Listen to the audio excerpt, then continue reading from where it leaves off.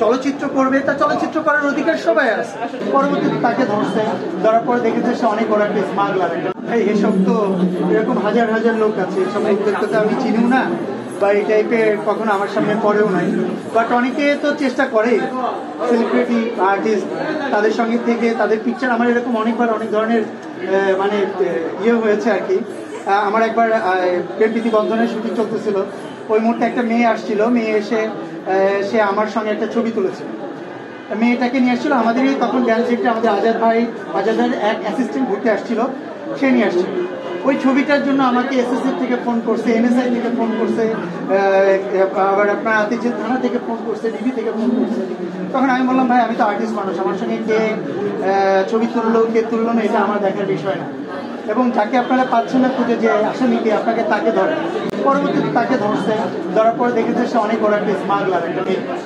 So এটা সত্যিকারের একটা, আমি বলবো যে আমার আর্টিস্ট যারা আছেন তারা সবসময় একটু সতর্কতা অবলম্বন করার জন্য, বিশেষ করে মেয়েরা যারা হিরোইন আছেন তারা পারতে সাধ্যে সত্যিকারেই একটা মানুষ যখনই দেখবেন যে সে কোনো কিছু আপনার কাছ থেকে অ্যাডভান্টেজ নেওয়ার জন্য আপনার সঙ্গে ছবি তুলছে, ভিডিও করছে, সেক্ষেত্রে আপনাকে অবশ্যই সচেতন হওয়া উচিত। কিন্তু একজন আর্টিস্টের ব্যাপারে তার সঙ্গে কে চলতেছে না এটা তো আমাদের জার্নালিস্টরা লিখে বেড়াবে, বা সবাইকে চেনারও সুযোগ নেই, এত হাজার হাজার জার্নালিস্ট আমাদের একজন আর্টিস্টের সাথে কে আছে কে নাই এটা হচ্ছে মুখ্য বিষয়। একজন আর্টিস্টের সাথে যে কেউ থাকতে পারে, আর সে ভিডিওতে ক্যাপশনে বা ভিডিওতে সে চলে আসবে, এটা স্বাভাবিক কথা। এটাতে আমার মনে হয় না আমার জার্নালিস্ট ভাইদের কোনো দোষ।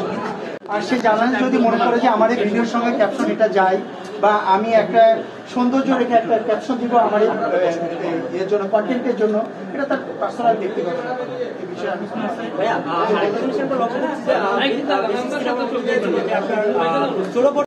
আর্টিস্টই তো সে কাজ করবে। আমাদের ইন্ডাস্ট্রিতে চলচ্চিত্র করবে, তা চলচ্চিত্র করার অধিকার সবাই আছে। তা আমার বাইরে থেকে একজন হিরোইন এসে যদি সে নতুন নায়িকা নতুন মুখ হতে পারে, তাহলে আমার ইন্ডাস্ট্রি তো সেটা, আমার মিডিয়া তো আমারই ইন্ডাস্ট্রি। তা সেখান থেকে একজন হিরোইন কি আমাদের সিনেমা করতে পারে না? তাই এটা কোনো ফ্যাক্ট না ভাই, এটা যে কোনো আর্টিস্ট চাইলে করতে পারে। সিনেমা দেখছি হয়ে যাচ্ছে, ধরুন আপনার সাকিব ভাইয়ের সিনেমা দেখেছি, কিছু অংশ দেখছি যে বরবাদের সময় দেখেছি, তারপর অনেক সিনেমা সেটা ইন্ডাস্ট্রি কতটুকু না, ঈদ তো আগেও আসছে, তখন তো পাইরেসি হয় না। এখন ইদানিং যেটা হচ্ছে সেটা হচ্ছে যে এখানকার আমাদের ভিতরে ইন্ডাস্ট্রির লোকরাই হয়তো বা কেউ না কেউ এটার সঙ্গে কাজ করছে, বা আমার প্রযোজক বা প্রোডাকশন হাউসের কেউ না কেউ আছেন, বা আমার হলের কেউ না কেউ আছেন।